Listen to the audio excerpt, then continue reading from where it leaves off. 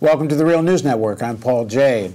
On Sunday, the New York Times ran an article, front page, titled "Iran Dominates in Iraq After U.S. Handed the Country Over," written by Tim Arango. The basic thesis of the article is the United States fought or invaded Iraq. I don't think he even uses the word invasion. Fought in Iraq for democracy, whereas Iran was sitting conspiring to turn Iraq into a client state. He goes on to write that Iran is expanding, and the implication is a threat. Here's a quote from the article. "The country's dominance over Iraq has heightened sectarian tensions around the region, with Sunni states and American allies like Saudi Arabia mobilizing to oppose Iranian expansionism. But Iraq is only part of Iran's expansion project. It has also used soft and hard power to extend its influence in Lebanon, Syria, Yemen, and Afghanistan, and throughout the region." This, of course, this article comes at a time when Donald Trump recently was in Saudi Arabia, more or less calling for war on Iran, calling Iran the greatest threat, the state sponsor of terrorism, that there's no way to fight terrorism without confronting Iran. Now joining us to discuss this article in the New York Times and the real Trump foreign policy, which seems not to be ISIS, but to be far more about Iran, is Vijay Prashad. Vijay is the George and Martha Kellner Chair in South Asian History and Professor of International Studies at Trinity College. He's the author of 20 books, including The Death of the Nation and the Future of the Arab Revolution. Also joining us is Trita Parsi. He's founder and president of the National Iranian American Council. He's the author of the book Losing an Enemy, Obama, Iran, and the Triumph of Diplomacy. Okay, well, Trita, you recently wrote something that war against Iran is back on the table with Trump. And it seems to me this New York Times piece helps bolster Trump's argument. What do you make of this moment? The way it does bolster the argument is because there is this misperception as to why the nuclear deal could be struck in the first place. There is this perception that the sanctions were so crippling that the Iranians were forced to the table and to negotiate. And had the Obama administration just continued with the pressure a little bit longer, the Iranians wouldn't have just come to the table, they would have capitulated as well. However, as I reveal in the book, that's actually not at all what happened, and the secret negotiations in Oman reveals that a very different reality existed, and a reality in which the sanctions pressure that the U.S. was bearing on Iran, which was immense, nevertheless was outpaced by the advances in the Iranian nuclear program, meaning that the Iranians would have a nuclear fait accompli much sooner than their economy would collapse, forcing the United States to choose to either stick with that path and then only have the option of accepting an Iranian nuclear capability or going to war, or alternatively shift over to diplomacy and try to find a better solution, which is what the Obama administration did. Now, a lot of the critics of the deal say, well, what that did is that it did not address the expansion of Iran or its policies in the region. And it wasn't intended to either. In fact, it was these very same critics that said that the nuclear issue is an existential issue. And as a result, they were responsible for pushing it to not only be on the #1 of the agenda, but to completely dominate the agenda. And then once that issue was resolved, they're complaining that other issues were not addressed, even though they themselves were opposed to other issues being included in the agenda. And one of those issues, of course, is that Iran does have a far greater influence in Iraq right now than the United States does. And it is very much a result of American mistakes and the fact that the Iranians play their cards much more cleverly. Vijay, the underlying issue here is that Iran is the destabilizing, expansionist influence in the region. That's the fact that the New York Times chimes in on this right at the same time Trump is making this really his main foreign policy issue. It reminds me of the 2003 invasion when the New York Times played a similar role. Well, it's upside down, really. If you look at it analytically, it was the two American wars, that is the U.S. war against the Taliban in Afghanistan and the U.S. war against the Ba'ath government in Iraq. It was these two wars that actually provided Iran an opportunity. After all, the Taliban and Saddam Hussein's government were historic enemies of Iran. And when the United States essentially decapitated Iran's enemies, it provided Iran with an opportunity to have a much more robust regional engagement. And in fact, what's interesting, Paul, is that since the illegal American war and invasion of Iraq, the United States has desperately tried to push Iran back to its borders, including using techniques such as, of course, this nuclear weapons threat and the war that Israel then launched against Hezbollah. You know, it's actually not quite accurate to say that the United States might go to war against Iran. In fact, in many ways, the United States has already been at war with Iran, if not against the territory of Iran, certainly against Iranian allies in the region, and most recently at the Syria-Iraq border, where there's been quite pitched fighting at some of the border posts between the Iranian-backed forces and the US-backed forces. The article, Trita, it makes a very big point about the influence Iran has over Iraqi politics, that members of parliament are more, they listen more to Iran than they do to the United States and so on. But isn't it kind of natural that if you're in Iran, who was subject to a terrible war with Iraq for many years and lost hundreds of thousands of people, and now has on its borders an Iraq that's a complete chaos with sectarian fighting raging and militias of all kinds back and forth?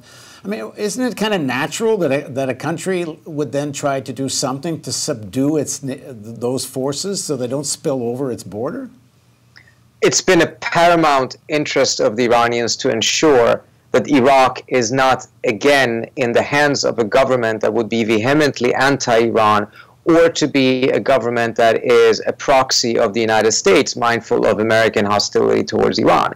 So the Iranian absolute top priority is to make sure that Iraq would never again be able to launch such a vicious and bloody attack against Iran as it did in 1980, and I think that is obviously quite understandable. What is so absurd, to be completely frank with you, with the article, is that it is painting all of America's intent in the absolute brightest and most loving way. I mean, the invasion of Iraq was because of our passion for democracy. Iran selling detergent and fruit to Iraq is because they're trying to subjugate the Iraqis. The combination of putting all of the American intent in the best possible way and everything Iran does in a negative light, I think actually reveals something. What it ultimately is about is control. And the United States and Iran have been at odds with each other because the United States established an order in the region after the end of the Cold War. The Iranians opposed that order. It was an order that was based on their isolation and exclusion. But it was actually not the Iranians that managed to bring down that order. It was the United States itself. By going into Iraq, it destroyed the dual containment policy and the order that existed. And because Iraq and the invasion of Iraq ended up being such a disaster, the United States weakened itself to the point that it was no longer in a position to reestablish an order. And ever since, the region essentially has been orderless. And in an orderless region, that essentially means that it's a region that is transitioning from one balance of power to the next, which by definition is the most unstable periods for a region. That is a period also, of course, in which the rivalry between countries that have the capacity to potentially impact the future balance of power is going to intensify. And that's exactly what we're seeing. And the underlying context of that article is this pain that Iraq is not an American proxy state, that some other countries have managed to expand their influence there instead of the United States being able to be the dominant power in Iraq. Vijay, Trump, when he spoke at the CIA, spoke about a second chance to get hold of Iraqi oil. Here's that clip. The old expression, to the victor belong the spoils. You remember I always used to say, keep the oil. I wasn't a fan of Iraq. I didn't want to go into Iraq. But I will tell you, when we were in, we got out wrong.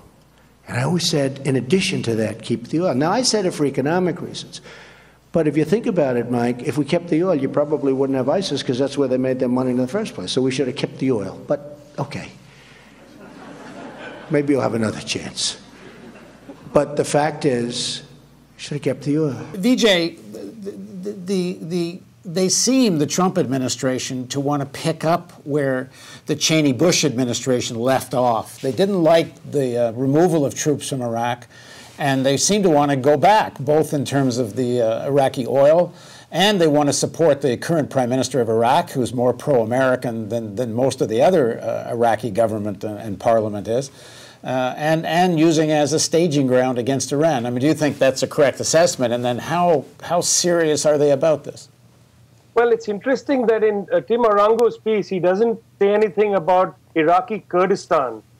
Iraqi Kurdistan, since 1991, has largely been a protectorate of the United States. And in fact, if you travel to Erbil, it's quite interesting. It begins to look like a Texas city. You know, that is a place with a great amount of Iraq's oil. And it is announced last week that there is a consideration to have a referendum on Iraqi Kurdistan's, perhaps independence. So there was no mention there of a place where the United States actually has what is tantamount to a colony, which is Iraqi Kurdistan. There is no real need to have the rest of Iraq in American hands for a staging ground into Iran if Iraqi Kurdistan is a full colony of the United States. So I don't think one should assume that Trump's interest with Iraq is to have it as a staging ground against Iran. But it does reveal very strikingly the kind of ulterior motives, the kind of subterranean motives that Trump quite often brings to the surface. You know, the talk about seizing the oil was a vulgar way of putting it, whereas in the Bush administration, they may have been slightly more cagey. And Tim Arango may have forgotten that even during the time of the 2003 invasion, American officials quite frequently said that they'd get Iraq to pay for the invasion and occupation, which was another way of violating international law, seizing assets by the occupying power for its own use. So, I think that in a sense, the Trump administration has been ramping up the pressure against Iran. There's been already attacks on Iranian forces inside Syria. I think the pressure is certainly very high inside this administration, dangerously high. But I don't think there's any real need for the Trump administration to use Baghdad to launch a war when there are so many other options that it has. Well, I think, the people making the argument say it's primarily about the oil. But the stabilization of Iran seems to be a primary objective. Trita, the fact that the New York Times weighs in on this, I think, goes to show how much this is a bipartisan consensus, this focus on Iran, that this isn't just Trump. Certainly, I think we have to keep in mind that, and what I call in the book, is an institutionalized enmity between the United States and Iran. There are plenty of people in the bureaucracy, in the media, who frankly have made a career out of just being able to vilify the other side. And that is also true in the Iranian case. It's very important to understand that to a very large extent this is a two-way street. And I think what we're seeing here is that when it comes to taking military action, when it comes to pursuing policies that one could perhaps call imperialistic, that is not just something that has support on the neoconservative end of the spectrum. It does have plenty of support elsewhere within the foreign policy elite. We saw that when the president launched missile strikes against Syria, for instance. Yeah, nobody cheered more than Chuck Schumer. So there's a plenty amount of hostility there. And I think what it really does come down to, again, is that there is strong elements within the U.S. foreign policy establishment that believes that the United States needs to have hard hegemony in the Middle East. And if you're seeking hard hegemony in the Middle East, then you are automatically on the opposite side of Iran, because the Iranians have opposed any extra-regional power having a dominant position in the region. That was also the case during the time of the Shah, and it will likely be the case once there's a different regime in Iran as well. It would also mean that you will turn a blind eye to the many sins of the Saudis, including their killing of Americans by spreading terrorism. Because the Saudis, at the end of the day, want and yearn for American hegemony. They want to live. In fact, they want it more than some Americans want it. And as a result, so that primary objective of hegemony trumps the fact that the Saudis are supporting terror. The primary objective of hegemony also trumps the fact that the US and Iran do have common interest against ISIS and in other areas in the Middle East. So that is a very strong driving force, and this is where the previous administration differed, because they believed that the Middle East, frankly, had lost a tremendous amount of strategic significance, and that it lied in the US's interest from a global perspective to not be as engaged in the Middle East, leave the region in a way, not leave the region, but enable the region to stand up for its own security rather than having the United States becoming a proxy of Saudi Arabia to fight every battle and war for them, and shift its focus instead eastwards. With Trump coming in, we're back to the more standard American approach in which, almost in an unquestionable way, hegemony in the Middle East is seen as an automatic national U.S. interest. Vijay, what do you make of progressive left politics in the United States, to the extent to which how much of it, both in terms of news sites and political organizing and such, is completely quiet about the Iran issue? I mean, is it because the leadership of the Democratic Party is so much on board with this focus on Iran, or what? We're one of the few outlets that keeps going at this issue. Well, look, the Iran issue has dropped off the table, certainly. I think this obsession with the Russian meddling in the election and so on has put blinkers on progressives about the very, very, great expansion by Mr. Trump of the bombings in Syria and in Iraq. I mean, Air Wars has a report out which just shows how the Trump bombings were almost double what we saw under the Obama administration, much more vicious bombings in Mosul and now in Raqqa. So there's been a kind of blinkered vision of critique vis-a-vis Mr. Trump. But I think that's not the only reason, Paul. The other reason is this great debate around how to understand the war in Syria has certainly fractured sections of the American left. One part of it, which believes, I think quite erroneously, that the problem in Syria is Iran and the problem in Syria is Russia. That part doesn't quite understand the genesis of the conflict inside Syria and doesn't understand this regional issue of Iranian attempts to be a regional power, and how the Americans, since at least 2003, have tried to block Iran, have used sectarian rhetoric borrowed from Saudi Arabia to once more try and engage Iran into its borders. So this split in the American left over Syria has also, I think, confused people around the question of Iran, with some people buying into the mainstream narrative that Iran is a problem in the region. All right, Trita, Vijay, thanks very much for joining us. I hope we do this again soon. Thanks. Thank you so much. And thank you for joining us on the Real News Network.